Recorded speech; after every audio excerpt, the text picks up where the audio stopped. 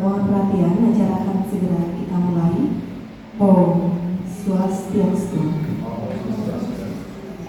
Selamat siang Bapak dan Ibu, selamat datang di acara Aksi Nyata Diseminasi Budaya Positif Bapak Ikomang Agustawan Eskom sebagai CGP Angkatan ke-11 Kabupaten Bangli.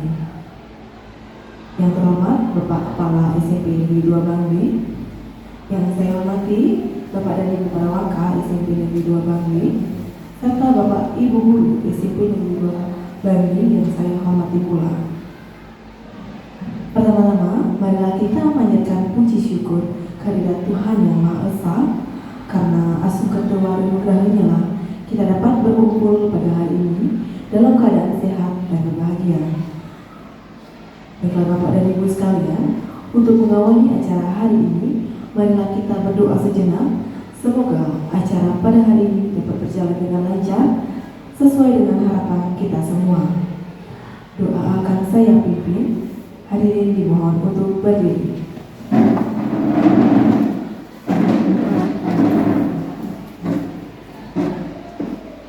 Berdoa dimulai.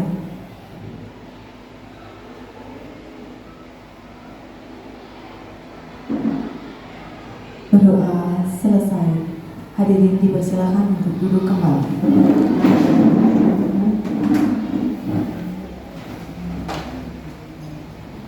Acara kita lanjutkan dengan penyampaian dukungan oleh Bapak Kepala SMP Negeri 2 Bangli kepada CGP Bapak Ikomang Agustawan Eskom terkait dengan aksi nyata diseminasi budaya positif di SMP Negeri 2 Bangli. Untuk waktu dan tempat kami persembahkan kepada Bapak Kepala SMP Negeri 2 Bangli. Baik, terima kasih kepada pembawa acara Bu Ratna. Yang terhormat Bapak Ibu Guru yang hadir mengikuti acara diseminasi terkait dengan aksi nyata budaya positif dari calon guru penggerak kita Bapak Ikomang Agustawan Eskom yang kita bisa laksanakan pada siang hari ini. Sebelum dia memberikan beberapa hal yang perlu kami sampaikan, marilah kita mendoakan kepala senang semoga apa yang menjadi tujuan kita, Bapak Ibu semuanya pada hari ini bisa berjalan dengan baik dan lancar untuk mengucapkan panganjali umat kita bersama. Om Swastiastu. Wassalamualaikum warahmatullahi wabarakatuh.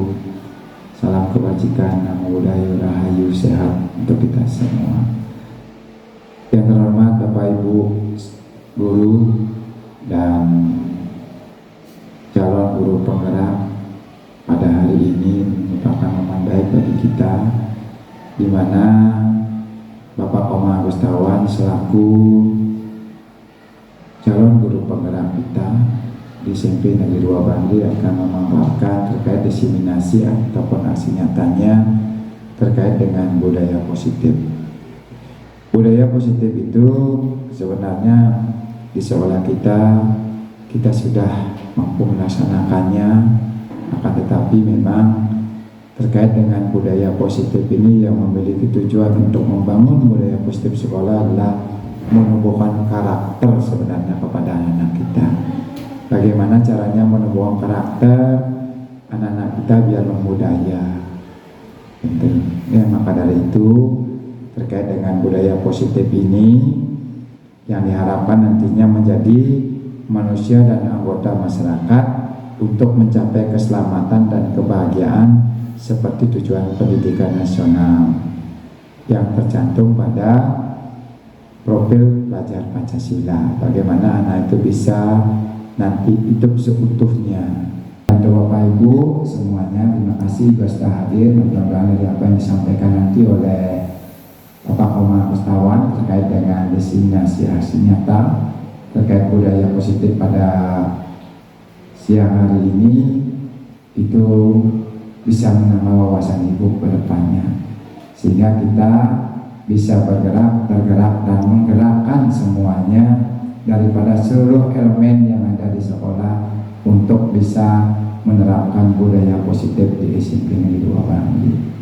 Nah, mungkin demikian dapat yang sampaikan kepada Bapak Ibu beserta calon guru penggerak kita, Pak Komang Gustawan, dan kami akan selalu siap untuk mendukung apa hal-hal baik nanti ataupun praktek baik yang kedepannya bisa Bapak Komang terapkan kepada kami di Satuan Pendidikan SMP 2 Bangli demi kemajuan SMP Negeri 2 Bangli.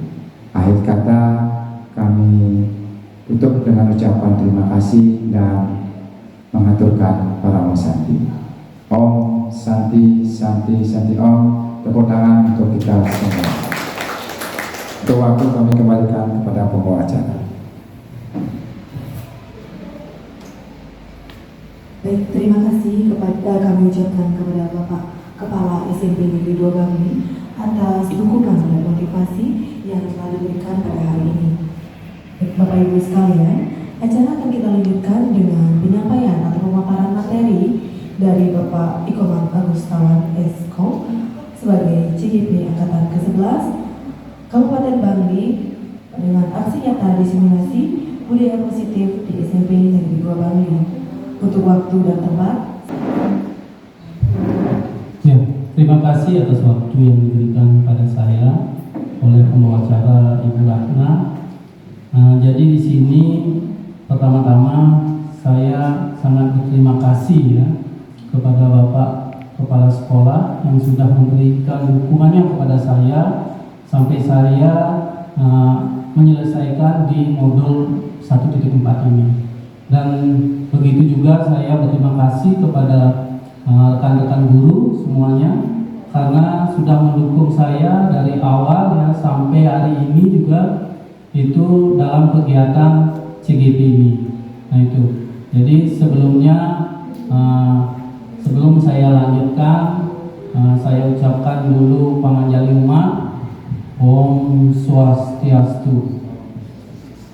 Ya, yang terhormat Bapak Kepala SMP Negeri 2 Bangli yang saya hormati, terus Bapak Ibu Waka yang saya hormati, terus Bapak Kepala Lab dan Kepala Perpustakaan yang saya hormati, dan rekan-rekan guru semuanya yang saya hormati dan saya banggakan. Nah, jadi di sini saya mau menyampaikan terkait dengan aksi nyata saya ya, yaitu tentang budaya positif. Ya, jadi saya izin berdiri aja Pak.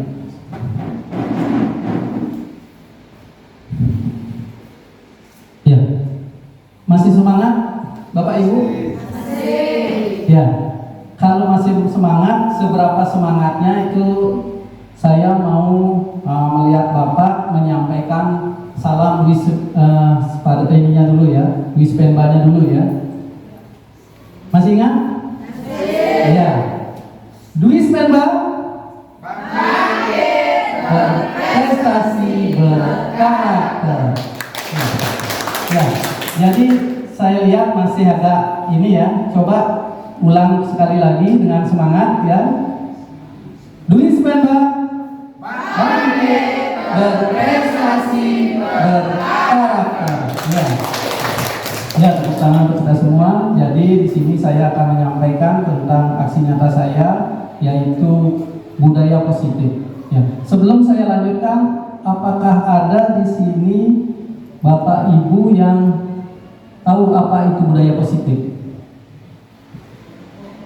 Ayo, apa itu budaya positif? Jadi mungkin Bapak Kepala Sekolah tadi udah banyak menyampaikan ya tentang apa itu budaya positif dan contoh-contohnya. Nah, jadi saya juga ingin tahu dari teman-teman di sini ya, teman guru, apa itu budaya positif? Saya mencoba, ya terima kasih sebelumnya atas waktunya. Om Swastiastu. Baik, apa itu budaya positif ya? Kalau dari arti kata ya, budaya positif itu berasal dari dua kata ya, budaya dan positif. Nah, kalau diartikan masing-masing kata itu ada budaya. Budaya itu kan berasal dari kata budi ya, budi dan daya. Nah, budi ini salah satu ciri khas karakter kan. Nah, daya kemampuan. Positif tentunya kemampuan untuk menumbuhkan karakter yang positif gitu. Jadi seperti itu mungkin. Jadi bagaimana di sekolah kita ya, di sekolah peserta didik utamanya ya mampu menumbuhkan karakter yang positif gitu ya. Nah, karakter yang positif ini tentunya ada dasarnya ya. Kenapa perlu ada budaya positif ya, karakter positif ini? Tentunya itu berawal dari kesalahan ataupun kekurangan ya yang sebelumnya dialami oleh peserta didik. Jadi yang dimaksud kesalahan atau kekurangan ini adalah hal-hal negatif yang pernah dilakukan oleh peserta didik itu sendiri gitu. Nah, dari situlah ada lahir kata budaya positif ini. Namun sebelum lahirnya budaya positif tentu ada istilah disiplin positif gitu ya. Disiplin positif ini berawal dari itu tadi, yaitu berbagai permasalahan yang dialami atau yang terjadi pada peserta didik itu sendiri. Itu mungkin sedikit dari saya. Terima kasih atas waktunya. Om Santi Santi Santi. Ya, Om Santi Santi. Ya, jadi Pak Koman tadi sudah menyampaikan ya apa itu budaya positif. Nah, di situ juga disinggung tadi masalah disiplin positif ya. Nah, nanti mungkin ke sana juga arahnya ya. Karena ada beberapa itu kaitannya dengan budaya positif. Ada yang lain lagi? Ya, coba Bu Kadek. Baik, terima kasih atas waktunya. Kalau menurut dia, tadi menambahkan pendapat dari Pak Komang Sudana. Tadi berbicara tentang budaya positif itu adalah membentuk karakter siswa. Jadi di dalam membentuk karakter siswa itu sangat penting diterapkan tentang budaya positif, yaitu membiasakan siswa untuk membiasakan siswa di dalam bersikap, terutama tentang disiplin pembuatan tugas, kemudian disiplin dalam menjaga kebersihan dan kerapian kelas. Selain itu juga kebiasaan untuk saling sapa kepada temannya atau kepada bapak ibu guru, seperti itu. Terima kasih. Ya, jadi intinya Bu Kadek itu menyampaikan budaya positif itu adalah apa tadi? Pembiasaan ya, pembiasaan mungkin di ya pembiasaan sikap. Mungkin di sini juga di SMP 2 Bangli ini udah ada beberapa kebiasaan-kebiasaan yang dilaksanakan oleh siswa ya. Nah, jadi di sini apa itu budaya positif ya? Jadi budaya positif adalah perwujudan dari nilai-nilai atau keyakinan universal yang diterapkan di sekolah, di mana budaya positif diawali dengan perubahan paradigma teori kontrol ya. Nah, ini budaya positif. Nah, jadi seorang guru yang baik harus memiliki kemampuan dalam mewujudkan budaya ya positif itu di sekolah. Budaya positif tersebut dapat dijalankan dengan menerapkan konsep-konsep inti seperti, nah ini ya, ada beberapa konsep-konsep inti seperti perubahan paradigma belajar, ya, terus disiplin positif, motivasi perilaku manusia, terus keyakinan sekolah atau kelas, nilai-nilai kebajikan, kebutuhan dasar manusia, posisi kontrol institusi dan segitiga institusi. Nah, jadi ini adalah konsep inti dari budaya positif. Jadi nanti akan saya sampaikan satu persatu ya penjelasannya di sini. Jadi kita mulai dari perubahan paradigma belajar. Ya. Nah, paradigma belajar mungkin Bapak Ibu sudah sering mendengar ya apa itu perubahan paradigma belajar. Nah, jadi paradigma belajar jadi itu adalah perubahan ya. Jadi mungkin dari perubahan lama ke perubahan yang baru. Nah, seperti itu ya.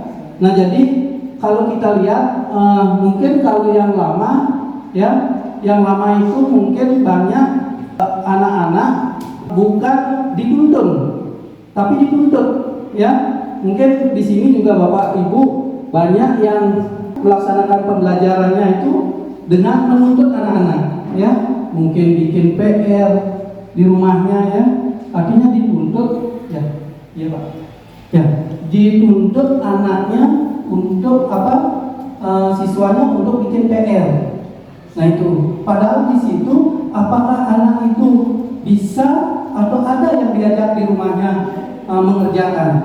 Nah mungkin kalau tidak, mungkin karena di sini banyak karakter, ya, karakter anak, dan banyak dari kalangan, mungkin maaf ya, bapaknya dari petani atau pengusaha yang tidak bisa meluangkan waktunya untuk anaknya. Nah jadi di situ mungkin akan anak-anak itu merasa terbebani. Nah itu, jadi itu ya, jadi harusnya kita itu ke paradigma yang baru, ya, pembelajaran dengan paradigma baru merupakan pembelajaran yang dirancang, ya, berdasarkan prinsip pembelajaran berdiferensiasi, sehingga para peserta didik belajar sesuai dengan kebutuhan. Nah, berdasarkan tahap perkembangan sesuai teori psikologi modern ini untuk mewujudkan profil pelajar Pancasila. Nah, jadi mungkin di sini sudah sering Bapak Ibu dengar, ya, tentang profil pelajar Pancasila. Nah, di sini ada 6 karakter dalam profil pelajar Pancasila, ya, yang seperti beriman, ya. Jadi di situ ada beriman, bertakwa kepada Tuhan Yang Maha Esa. Mungkin di sini juga nanti kegiatan budaya positif itu bisa dilaksanakan, ya. Jadi dengan beriman, bertakwa, apa yang dilaksanakan dalam budaya positif di sekolah ini? Ada yang bisa menjelaskan? Atau mungkin ada yang bisa menjelaskan dari beriman, mandiri, berkebinekaan global itu tentang budaya positif yang ada di sekolah kita? Kalau ya. Untuk beriman itu biasanya budaya positif yang akan menambahkan tentang nilai-nilai, ya, budaya positif yang tertuang dalam profil pelajar Pancasila, yaitu pertama itu mengenai kebinekaan, ya, yang seperti melaksanakan pujo trisandio atau berdoa bersama setiap pagi, ya, menjelang sebelum kegiatan proses pembelajaran dimulai. Begitu pula pada siang harinya jam pukul 12 itu juga dilaksanakan persembahyangan melalui pujo trisandio, dan itu, ya, dilakukan dengan atas dasar keikhlasan, artinya tanpa ada perintah atau suruhan. Itu menurut saya tentang budaya positif yang terimplementasi atau terwujud dalam beriman dan bertakwa yang diterapkan di sekolah. Biasanya dalam pembuatan tugas. Jadi tentunya di setiap guru mapel itu ada tambahan pemberian tugas dalam proses pembelajarannya. Nah, tugas-tugas itu biasanya dilakukan secara mandiri oleh peserta didik. Nah, yang bentuk mandiri yang lainnya biasanya dalam kegiatan pembiasaan untuk pembersihan kapling, misalnya di masing-masing kaplingnya, di setiap kelas punya kapling, itu biasanya secara mandiri dari tugas tiket di masing-masing kelas itu melakukan kegiatan pembersihan. Jadi itu sudah menjadi sebuah budaya kebiasaan. Terus untuk berkebinekaan global, jadi kita dalam melaksanakan kegiatan berkebinekaan global ini biasanya penerapannya dalam pembelajaran V5-nya itu. Di sana kita peserta didik diajarkan bagaimana caranya menilai memiliki rasa toleransi di setiap ras, budaya maupun suku adat dengan membuat pakaian adat, contohnya seperti P5 yang kemarin sudah diterapkan itu. Nah, untuk bergotong royong, sesuai dengan program yang dimiliki oleh SMP Negeri 2 Bangli, yaitu salah satunya adalah Saraswati Cantik, itu biasanya dilaksanakan setiap hari Sabtu. Semua warga sekolah sudah paham kegiatan yang namanya kegiatan program Rarialik, apalagi serasi itu mereka punya masing-masing yang namanya ada ada di Rarealit itu yang namanya reporter cilik ya, dan lain sebagainya itu mereka mempunyai kreativitas di dalam membuat suatu imbauan atau seruan lewat karikatur ataupun mading. Mereka masing-masing melakukan imbauan-imbauan itu dipasang di masing-masing mading. Dan di sekolah kita juga di setiap unitnya, baik di lab, di ruang guru, TK maupun di BK itu punya papan mading. Jadi di bawah anak-anak Rarealit ini sebagai promotornya, mereka menghidupkan kreativitas mereka, menyalurkan kreativitas mereka melalui mading, itu papan mading itu. Terus untuk bernalar kritis, nah kegiatan bernalar kritis ini juga menjadi suatu kebiasaan yang tertuang dalam program serasi. Di serasi itu tentu ada kegiatan untuk peserta didik untuk berpikir kritis, yaitu karena di sana ada numerasinya, terus ada digitalisasi, termasuk ada sainnya. Jadi ada lintas tiga mapel yang membutuhkan pemikiran yang kritis. Nah, mungkin itu dari saya menambahkan bagaimana penerapan budaya positif melalui karakter-karakter yang tertuang dalam profil pelajar Pancasila. Ya, terima kasih. Om Santi Ho. Ya, Om Santi. Ya, terus buat Pak Komang yang sudah panjang lebar menyampaikan apa itu jadi pembiasaan-pembiasaan yang sudah ada di perubahan paradigma belajar, ya. Jadi ada juga yang kedua itu disiplin positif, ya. Nah, apa itu disiplin positif, ya? Jadi Bapak Ibu bisa lihat di sini. Jadi disiplin positif adalah suatu cara penerapan disiplin yang mengajarkan anak bertanggung jawab dan menumbuhkan kesadaran diri berdasarkan nilai-nilai kebajikan. Nah, itu disiplin positif, ya. Nah, disiplin positif lebih ke arah disiplin diri yang dapat mengontrol diri dalam melakukan segala tindakan. Nah, itu disiplin positif. Terus disiplin diri dapat membuat murid memahami dan menyadari berdasarkan motivasi internal, bukan akibat paksaan, ujian atau hukuman.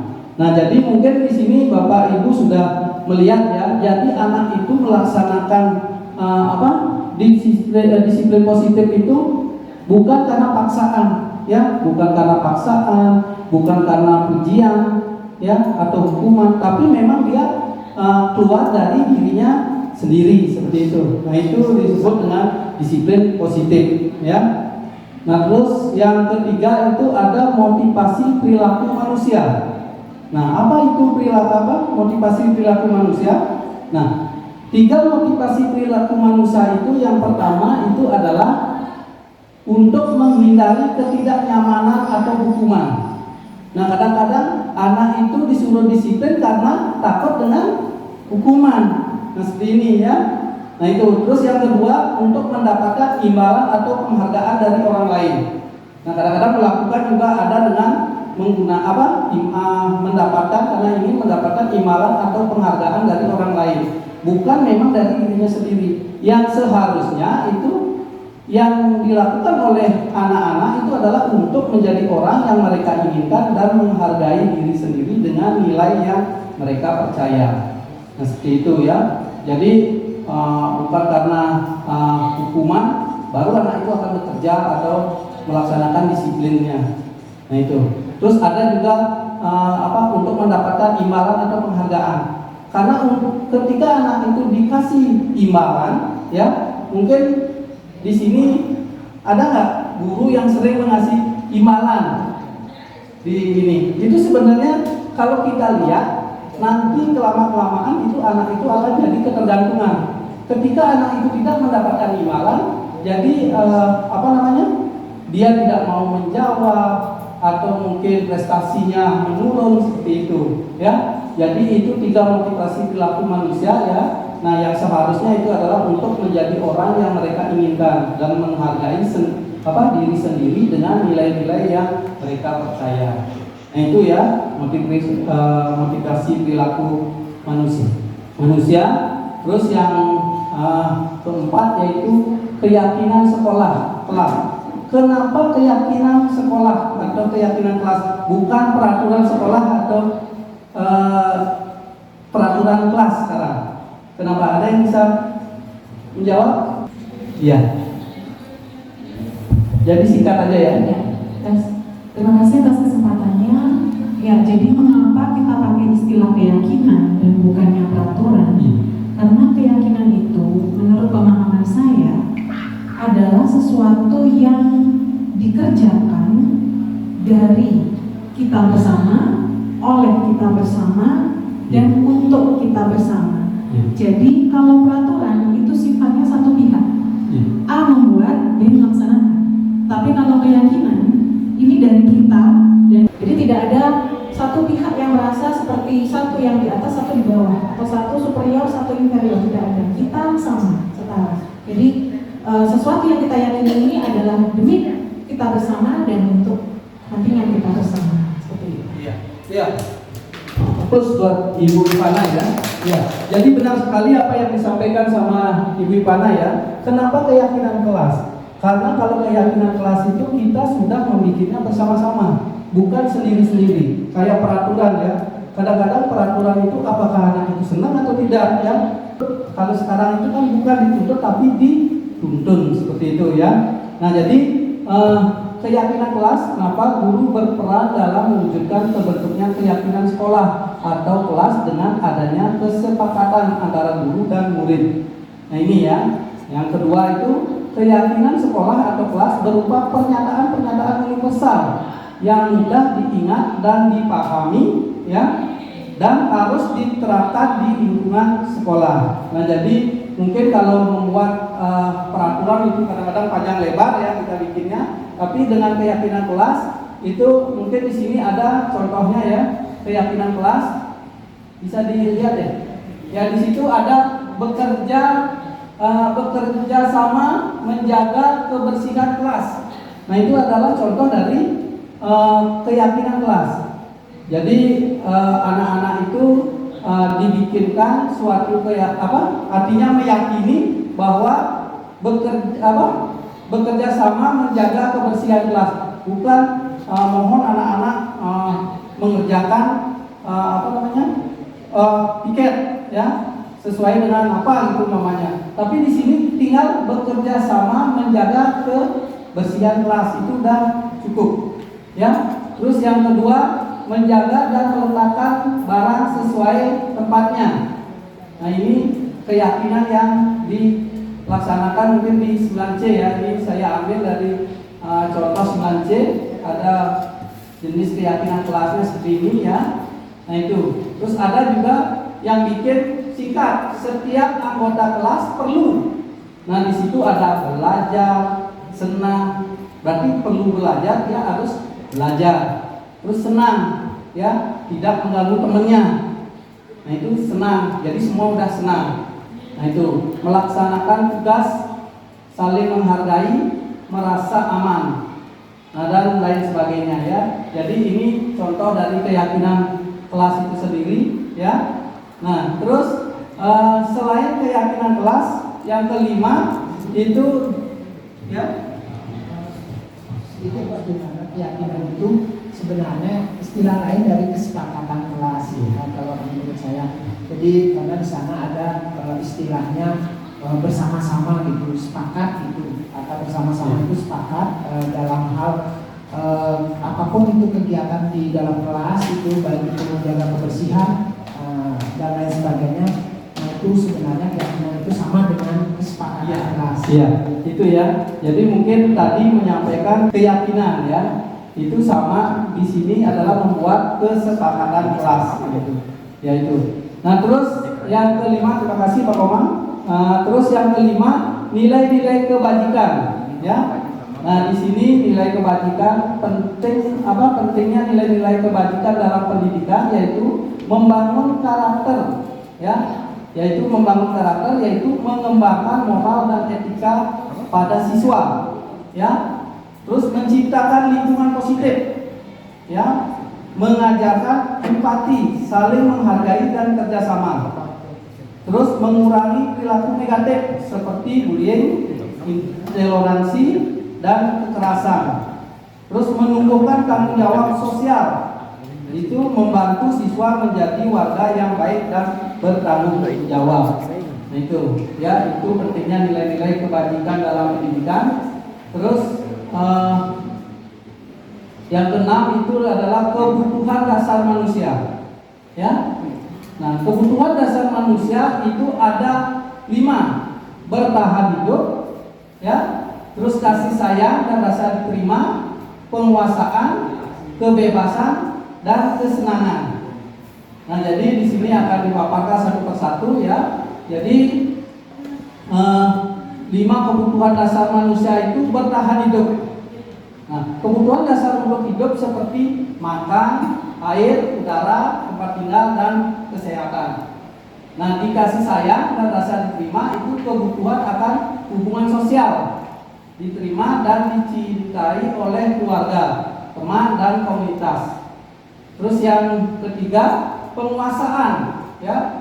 Jadi kebutuhan untuk merasakan keberhasilan atau prestasi, pengakuan, dan kemampuan untuk mengendalikan lingkungan.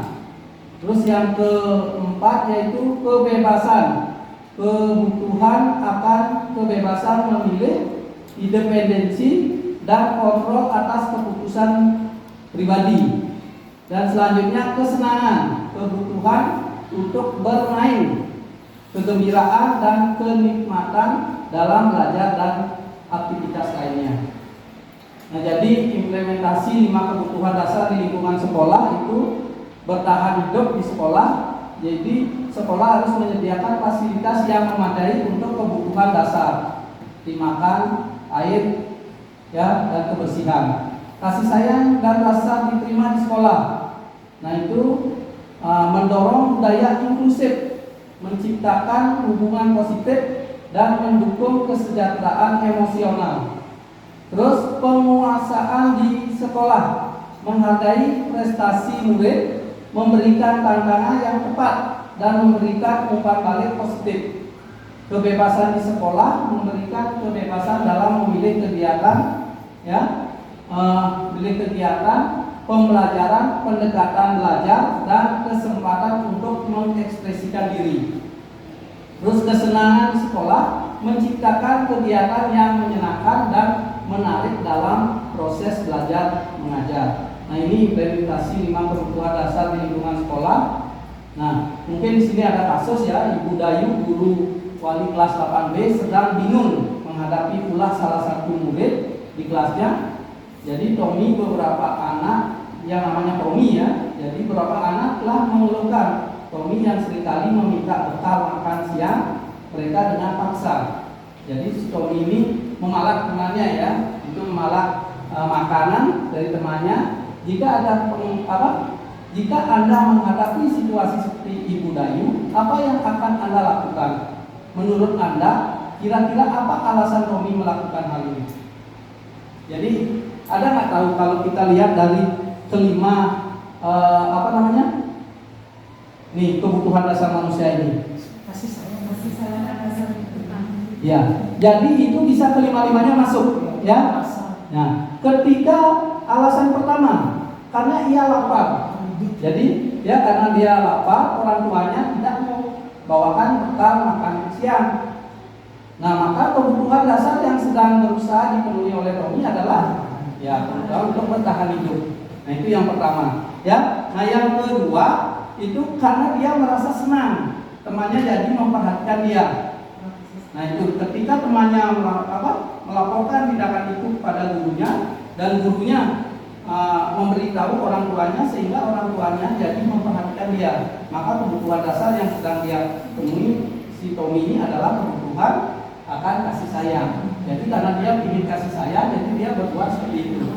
Nah itu, kan? Nah terus yang ini alasan Tommy yang ketiga ya, karena temannya jadi takut dengan dia dan menuruti keinginannya. Maka sebelumnya Tommy sedang berusaha memenuhi kebutuhan dasarnya akan kekuasaan. Jadi si Tommy ini artinya sering memalak temannya itu karena dia ingin merasa takut, temannya merasa takut ke dia. Nah, karena dia ingin kebutuhan dasarnya apa? Karena dia biar dikira dia berkuasa, seperti itu ya. Nah itu, terus alasan Tommy yang keempat, karena dia merasa bosan ya dengan bekal makan yang dibawa ibunya dari rumah, karena ibunya selalu membawakan bekal yang sama ya. Nah oleh karena itu dia ingin mencoba makanan temannya karena yang beraneka ragam ya. Jadi maka Tommy sedang berusaha memenuhi kebutuhan akan kebebasan. Jadi sebenarnya dia nggak mau dibawakan makanan yang seperti dibawa sama ibunya ya, tapi karena dipaksa, nah akhirnya temannya yang dipala, seperti itu ya. Nah jadi itu karena dia menginginkan kebebasan itu. Terus yang kelima, alasan Tommy itu bisa juga di kesenangan ya. Nah ia melakukan karena iseng saja dan ia menikmati ekspresi wajah teman-temannya yang kesal karena dia diambil makanannya dan menurut dia ekspresi teman-temannya itu lucu, maka berarti Tommy sedang berusaha memenuhi kebutuhannya akan kesenangan. Jadi si Tommy ini ingin bercanda ya, artinya ingin melihat kalau temannya susah mungkin dia akan senang gitu ya, padahal temannya nggak suka, tapi karena dia ingin kesenangan, mungkin itu kesenangannya. Jadi nah disitulah guru harus menanyakan ya apa sebenarnya yang menjadi alasan kenapa siswa itu seperti itu. Jadi kita tidak boleh menjudge bahwa siswa itu kamu nakal seperti itu, kamu bodoh, itu enggak. Berarti kita harus mencari alasan dulu kenapa dia melakukan seperti itu.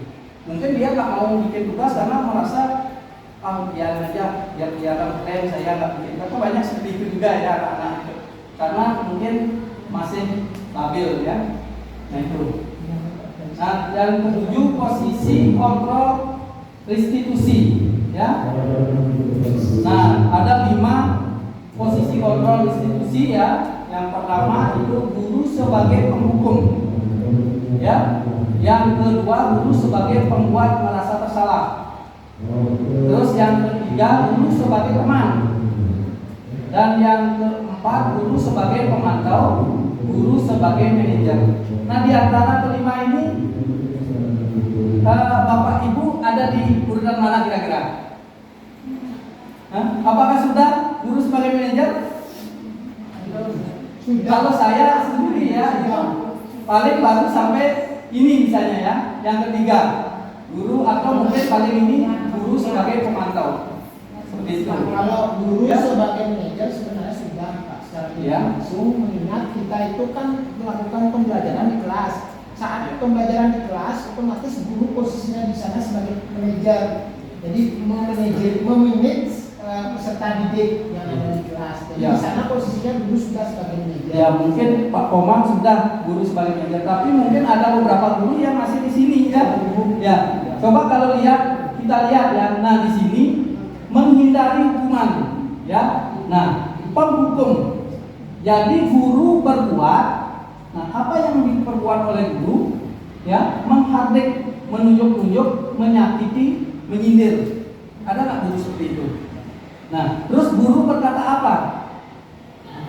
Nah itu kalau kamu tidak melaksanakannya, awas ya. Nah, mungkin ada beberapa guru yang seperti itu. Kalau kamu nggak bikin tugas nanti, nah berarti itu termasuk menghukum ya. Nah hasilnya apa?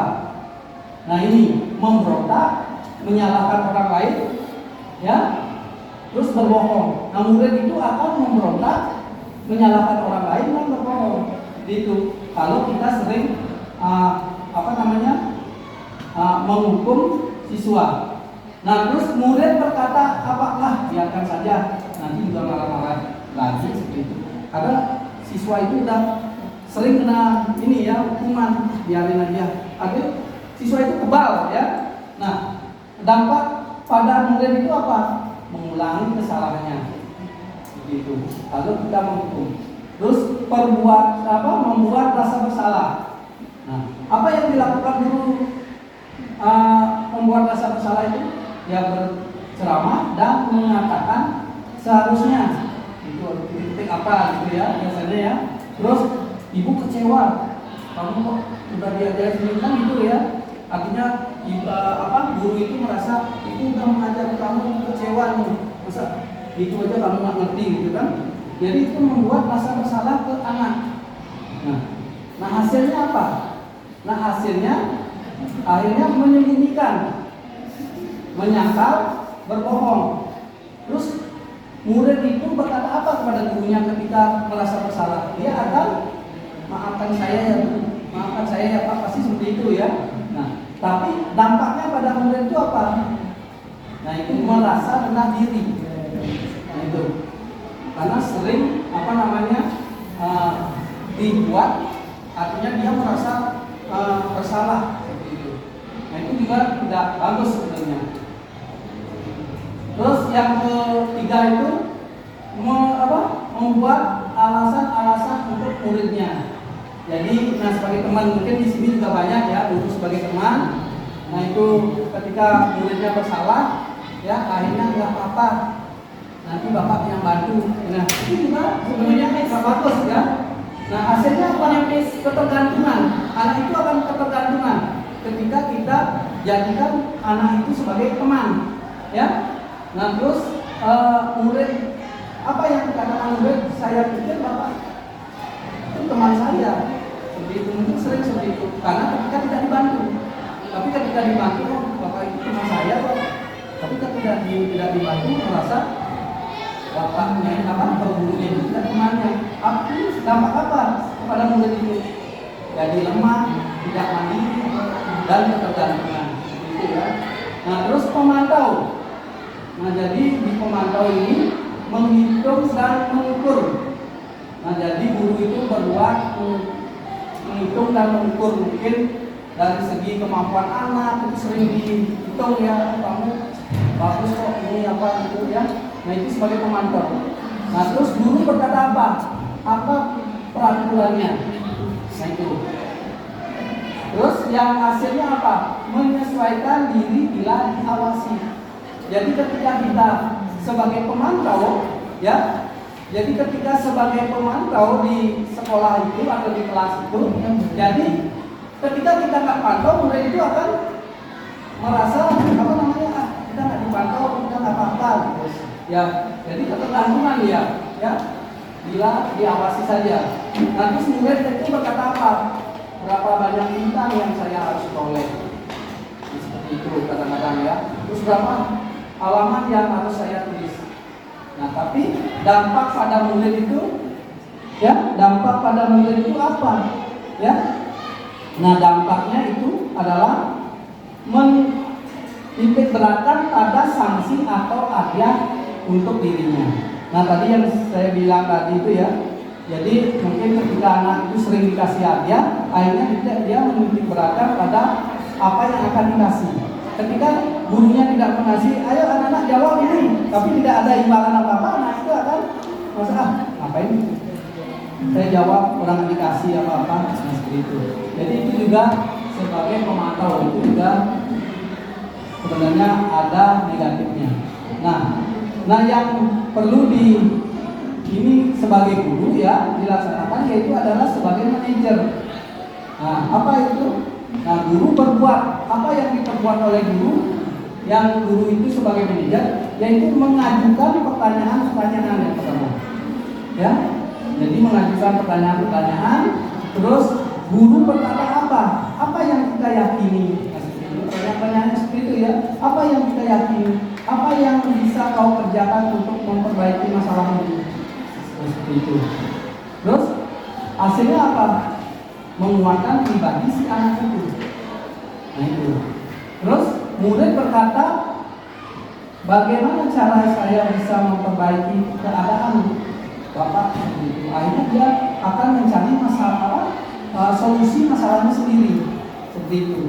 Jadi karena ada beberapa pertanyaan yang otomatis yang diberikan oleh gurunya, akhirnya dia akan mencari sendiri. Nah terus dampak pada murid apa? Mengevaluasi diri, bagaimana cara memperbaiki dirinya, dan anak itu juga akan mandiri. Gitu.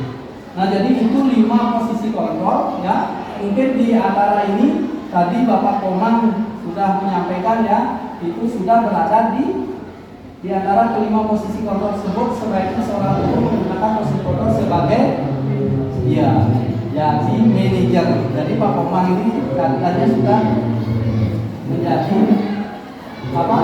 Adi manajer. Nah, terus kenapa manajer? Itu dari asal katanya manajer itu kan bisa memanage kelas gitu. Jadi yang tadi disampaikan di sana di 5 institusi itu dijelaskan tadi bagaimana himbauan-himbauan yang bisa ditekankan kepada peserta didik itu bisa dilaksanakan. Iya. Jadi kenapa sebagai manajer ya? Jadi sebagai manajer guru dapat berbuat sesuatu bersama murid, mempersilahkan murid bertanggung jawab dan mendukung murid agar dapat menemukan solusi. Jadi ketika kita jadi manajer bukan manajer sekolah ya. Jadi kepala sekolah di kelas pun kita harus menjadi apa? Manajernya anak-anak. Jadi manajer pembelajaran di kelas itu ya. Nah, terus selain itu posisi manajer mengacu pada institusi yang dapat menjadikan murid sebagai manajer bagi dirinya sendiri sehingga dapat tercipta identitas positif pada diri murid. Nah ini ya, ketika guru itu memposisikan dirinya sebagai manajer. Nah, sekarang kita berada di sudut ke-8 yaitu segitiga restitusi. Ya, apa itu segitiga restitusi? Nah, tahapan dalam segitiga restitusi itu menstabilkan identitas. Yang pertama, ya, validasi tindakan yang salah, menanyakan keyakinan. Jadi untuk menyelesaikan masalah siswa itu kita bisa menggunakan segitiga restitusi ini, ya, yaitu menstabilkan identitas, validasi tindakan yang salah, menanyakan keyakinan. Nah, apa itu menstabilkan identitas yang gimana? Nah ini. Menstabilkan identitas dilakukan berdasarkan prinsip bahwa membuat kesalahan adalah bagian dari proses pembelajaran, ya, yang nantinya akan menggeser identitas. Tidak ada yang manusia yang sempurna seperti itu. Jadi menganggap apa? Biar anaknya juga mau berterus terang nantinya, ya. Terus kita pasti bisa menyelesaikan permasalahan ini. Bapak tidak tertarik untuk mencari tahu siapa yang benar, siapa yang salah. Lebih tertarik untuk menyelesaikan masalah. Jadi gurunya ini tidak mau menyalahkan siswanya tanpa ada artinya langsung menyalahkan, tapi dia akan menyelesaikannya. Guru itu akan menyelesaikannya. Nah itu menstabilkan identitas. Terus yang ketiga itu kalau kamu menyalahkan dirimu sendiri terus menerus, apakah kamu bersikap baik pada dirimu sendiri? Nah seperti itu. Jadi Bapak Ibu bisa menstabilkan identitas dengan pertanyaan-pertanyaan seperti ini. Nah, itu. Jadi ketika anak itu ada masalah atau ada kasus, ya. Nah, terus validasi tindakan yang salah, ya. Nah, validasi tindakan yang salah itu dilakukan berdasarkan prinsip bahwa setiap perilaku berupaya memenuhi suatu kebutuhan tertentu, ya, sehingga guru atau orang tua akan bergeser dari pemikiran stimulus respon menjadi proaktif serta akan lebih mengenali dan mengakui kebutuhan murid atau anak. Nah ini, terus gimana caranya untuk memvalidasi tindakan yang salah ke murid? Nah ini, validasi tindakan yang salah mungkin Bapak Ibu bisa menyampaikan kamu pasti punya alasan mengapa melakukannya. Gitu. Jadi kalau ada masalah mungkin bisa ditanyakan dulu. Apa yang penting bagi kamu? Nah, itu. Terus kamu boleh tetap berusaha menjaga sikap itu, tapi tambahkan sikap yang lain yang baru. Nah, itu. Maukah kamu belajar cara lain untuk mendapatkan yang kamu butuhkan tanpa harus mengukur? Nah itu. Jadi itu adalah validasi tindakan yang salah, memvalidasi. Nah itu. Terus yang ketiga itu menanyakan keyakinan. Menanyakan keyakinan dilakukan dengan memberi pertanyaan-pertanyaan bermakna kepada murid atau anak untuk memunculkan, ya, motivasi secara intrinsik sehingga mampu menaikkan keyakinannya dengan tindakan yang salah. Nah Nah itu, jadi seperti ini ya, menanyakan keyakinan apa nilai yang kita percaya di sekolah itu kita. Jadi kita menanyakan keyakinan, ya. Atau apa tadi yang dibilang sama Pak Koman tadi? Bukan keyakinan, ya, kesepakatan ya. Jadi kesepakatan itu apa nilai yang kita percaya di sekolah itu. Kita menanyakan kesepakatan kelas kita. Gitu, ya. Nilai-nilai apa yang telah kita sepakati? Kelas yang pilihan itu seperti apa sih? Nah, kita bisa tanya seperti itu. Terus kamu ini jadi anak seperti apa? Apa yang kamu rasakan? Ketika kamu melakukan itu, kamu menjadi orang seperti apa? Itu. Ya, jadi itu menanyakan keyakinan kelas. Nah, jadi mungkin di situ tadi sudah disampaikan ya segitiga institusi itu. Jadi ada 3 ya. Terus di sini ada kasus. Nah, di sini ada kasus. Jadi saya minta Bapak Ibu menyelesaikan kasus ini ya dengan segitiga institusi ya. Jadi nanti ketika Bapak menjadi umpamanya menjadi gurunya, ada kasus seperti ini, gimana cara menyelesaikannya dengan segitiga institusi itu. Nah, jadi saya kasih waktu ya, berapa menit kira-kira bisa di ini? 5 menit bisa? 10 menit ya. Jadi saya kasih waktu 10 menit untuk membuat menyelesaikan masalah yang ada pada kasus ini ya.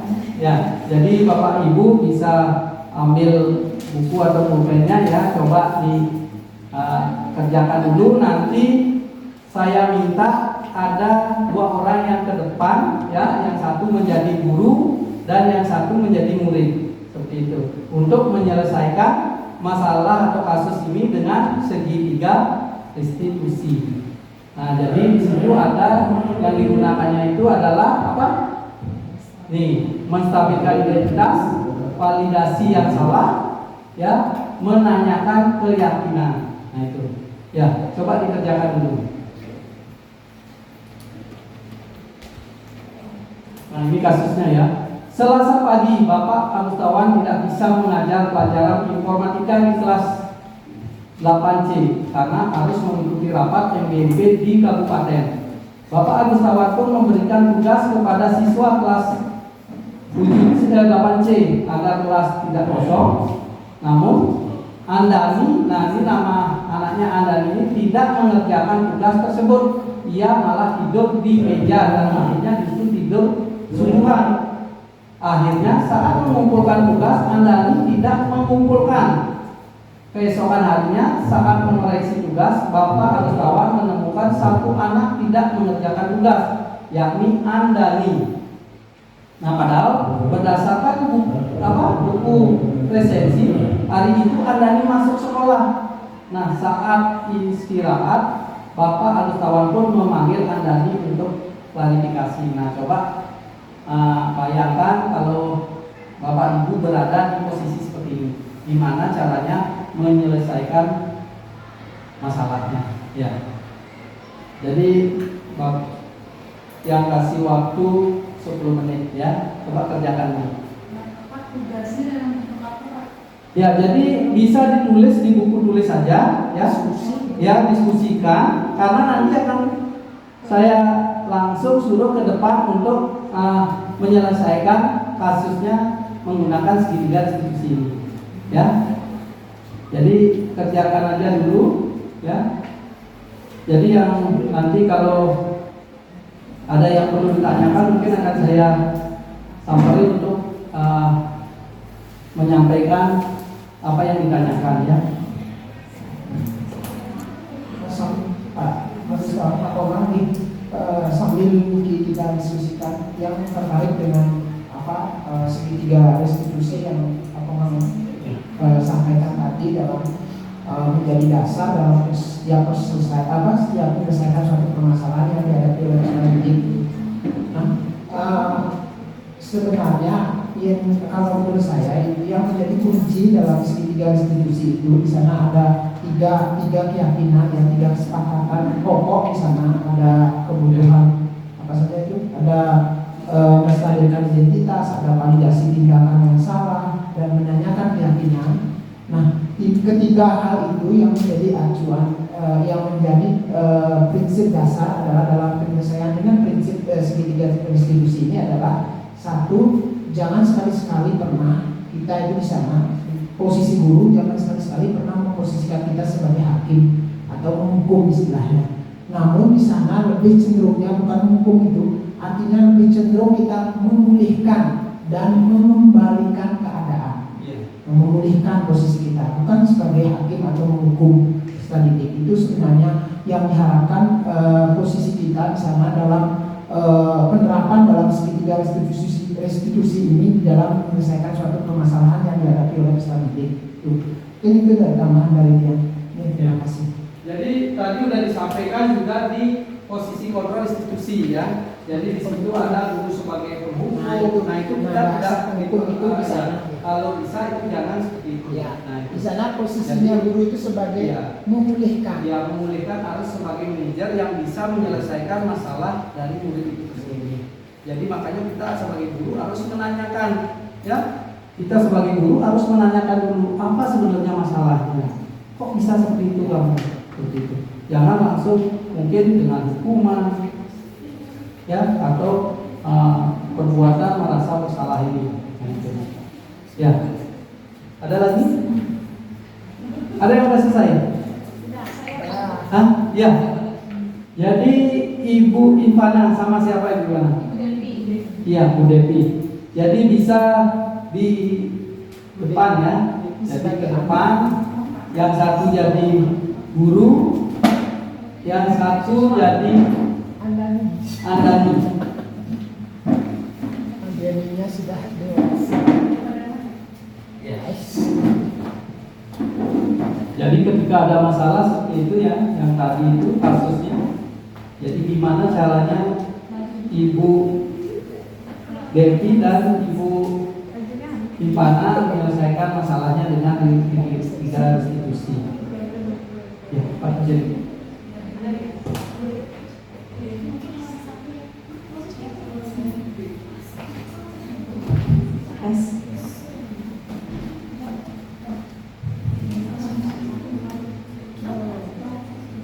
Oke ya Pak, bisa kita mulai? Ya, silakan masuk Anda ini. Silakan itu. Nah, Anda ini, apakah kamu tahu kenapa Ibu memanggil kamu di sini? Mungkin saya tugasnya ya benar. Anda ini kemarin masuk kan? Saya masuk dulu, tapi saya tidak menentukan tugas. Oh iya, apa-apa. Ini ya, ini semua orang itu pasti pernah berbuat salah, ya. Tidak hanya Anda ini, teman-teman Anda ini, kemudian Ibu juga pernah melakukan kesalahan, ya. Namun setiap hal yang pernah kita lakukan itu pasti ada alasannya kenapa kita melakukan hal tersebut, ya kan? Nah, menurut Devi, menurut Anda ini, kenapa Anda ini melakukan hal tersebut? Jadi saya capek dan ngantuk. Soalnya kemarin saya ikut bantu orang tua saya untuk buat dagangan sampai jam 12 malam, sehingga waktu di kelas saya ngantuk dan saya tiduran dulu. Oh, begitu. Nah, Anda ini masih ingat tidak dengan keyakinan kelas yang sudah kita buat? Masih Bu. Masih ya. Nah, kalau masih ingat, kira-kira yang Anda lakukan itu sesuai tidak dengan keyakinan kelas yang sudah kita buat? Belum sesuai. Ya, tidak sesuai ya. Keyakinan kelas yang mana? Keyakinan kelas bahwa setiap siswa harus selalu bertanggung jawab. Ya, itu masih ingat ya. Anda ini juga tahu persis keyakinan kelas yang sudah kita buat. Nah, lalu untuk situasi ini, untuk masalah ini, Anda ini kira-kira punya solusi nggak untuk menyelesaikan masalah ini? Jadi pertama-tama saya mau mohon maaf kepada Ibu karena saya tidak melakukan tugas tepat waktu. Yang kedua, saya berjanji tidak akan begadang lagi Ibu. Lalu yang ketiga, saya akan mengerjakan tugas pendidikan Ibu dan saya berkunjung besok. Ya, Anda ini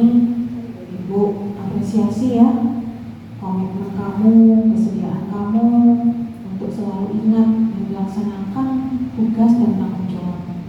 Ya, menjadi anak yang baik ya. Terima kasih ya, Bu.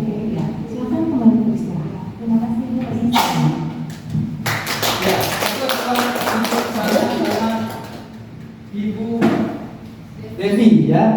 Jadi udah menyampaikan, jadi udah menyelesaikan masalahnya yang tadi dikasih ya.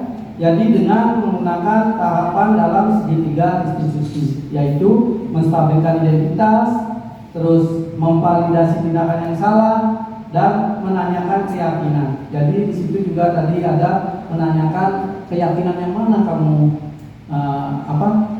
langgar seperti itu. Jadi ada yang lain? Apa setuju dengan caranya Bu Ivana? Iya. Jadi kalau setuju ya, jadi mungkin itu sedikit ya praktek ketika kita menjadi guru ya. Apa yang harus kita laksanakan ketika ada permasalahan yang seperti tadi ya. Jadi kasus yang seperti Anda ini. Nah, jadi itu ya. Nah, jadi karena waktu ya, jadi sekarang direfleksi ya. Jadi apa hal menarik yang Bapak Ibu dapatkan dari pemaparan ini? Ada yang bisa menyampaikan? Ayo yang lain. Jadi apa hal yang menarik yang Bapak Ibu dapatkan dari pemaparan ini ya? Jadi coba berikan refleksi dari pemaparan yang sudah saya paparkan. Ya. Ibu Kadek ya.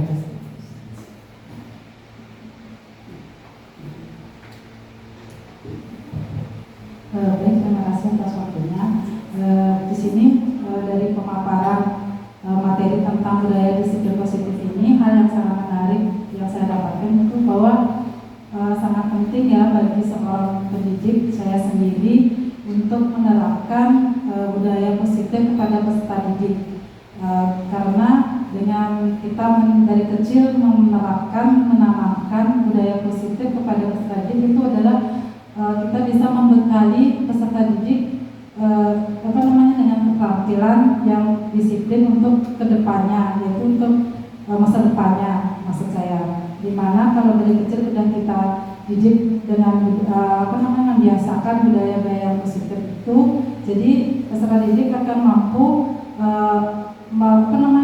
menerapkan sikap-sikap atau membiasakan dirinya untuk mengembangkan keterampilannya dengan baik, seperti itu. Selain itu, kita sebagai seorang guru di dalam menangani masalah-masalah siswa dalam pembelajarannya dan masalah-masalah dengan teman sedayanya itu sangat penting menerapkan teknik 3 dimensi restitusi yang tadi itu, ya, dimana kita seperti katanya Pak Mamang itu tidak boleh menjadi hakim dari peserta didik, tetapi kita justru membantu peserta didik di dalam mencari satu solusi dari masalah peserta didik tersebut. Jadi sangat menarik sekali ya untuk saya sendiri di dalam menambah ilmu saya sebagai peserta didik, di mana saya bisa memperbaiki keterampilan saya sebagai seorang pendidik, seperti itu. Baik, itu saja. Terima kasih. Ya, bagus buat Ibu Kadek ya. Jadi mungkin ini nanti bisa karena Ibu Kadek sebagai guru BK ya. Nah, jadi 3 institusi ini bisa nanti digunakan untuk menyelesaikan masalah-masalah yang ada di SMP Negeri 2 Batu. Jadi tidak artinya semata-mata menyalahkan murid ya, tanpa menanyakan atau mungkin menanyakan keyakinan anak-anak tersebut. Seperti itu. Ada yang lain lagi? Ya, Pak Omar. Baik, terima kasih Om Swastiastu. Sedikit yang bisa membuat suatu refleksi dalam kegiatan diseminasi kali ini, yaitu bahwa melalui penerapan segitiga restitusi ini, kita bisa mewujudkan budaya positif di sekolah kita. Jadi kita mengacu pada dasar penyelesaian permasalahan melalui segitiga restitusi ini, sehingga nanti lahirlah budaya positif. Ya, terima kasih. Itu saja. Om Santi.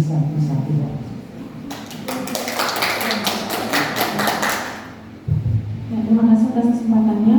Saya tertarik dengan yang 3 motivasi itu tadi, Bapak.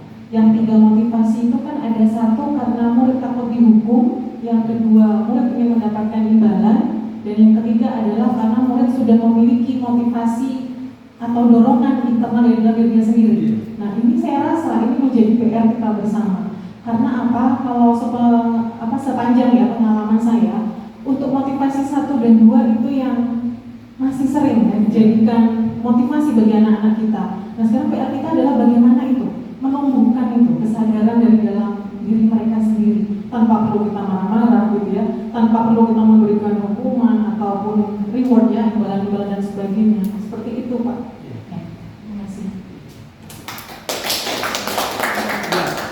Jadi benar sekali ya apa yang disampaikan sama Bu Ivana dan tadi Pak Komang juga. Nah, jadi memang kita sebagai guru gimana caranya untuk membuat siswa itu memang menghargai dirinya sendiri dengan nilai yang mereka percaya ya. Jadi bukan melakukan apa yang dia lakukan itu karena mungkin ketakutan ya, karena hukuman itu, terus mungkin karena imbalan seperti itu ya. Nah, itu terus tadi juga Pak Komang menyampaikan sangat tertarik dengan penyelesaian masalah menggunakan ini ya segitiga institusi ya. Jadi tadi juga Bu Kadek juga sama seperti itu, apalagi Bu Kadek sebagai guru BK itu pasti sering menghadapi masalah-masalah yang dihadapi oleh muridnya ya. Nah, jadi Bu Kadek nanti bisa menggunakan segitiga institusi ini. Nah, itu ya. Nah, terus budaya positif ini di sekolah kita ini harus kita menggunakan ini ya, yang ke-8 ini, yaitu perubahan paradigma belajar, terus disiplin positif, motivasi perilaku manusia, keyakinan sekolah atau kelas, terus nilai-nilai kebajikan, kebutuhan dasar manusia, posisi kontrol institusi dan segitiga institusi. Jadi seorang guru yang baik harus memiliki kemampuan dalam menunjukkan budaya positif. Nah, itu ya. Jadi apa yang harus dipahami dan ingat ke-8 ini ya. Nah, jadi mungkin itu yang bisa saya sampaikan ya. Jadi karena waktu dan ini juga sudah selesai ya apa yang tadi saya sampaikan.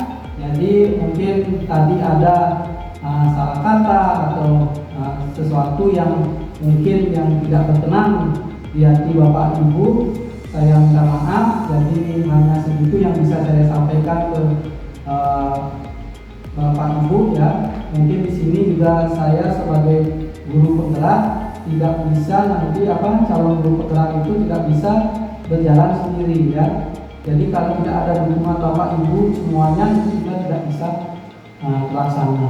Jadi apalagi tadi banyak yang sudah memahami juga apa itu budaya positif. Ya, jadi akhir kata saya ucapkan terima kasih dan saya akhiri dengan para santi. Om Santi Santi Santi.